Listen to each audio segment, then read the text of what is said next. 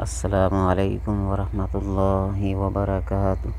معزز ناظرین و سامعین کرام، امید ہے کہ خیر و عافیت کے ساتھ ہوں گے۔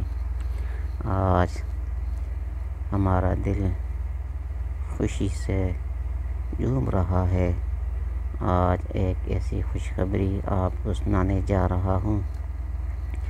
عالم اسلام کی ایک ایسی شخصیت جسے دنیا شیخ الاسلام مفتی محمد تقی عثمانی صاحب دامت برکاتہم کے نام سے جانتی اور پہچانتی ہے، آج دینی مدارس کے سب سے بڑے بورڈ وفاق المدارس العربیہ کے صدر منتخب ہونے پر بہت بہت مبارکباد پیش کرتے ہیں۔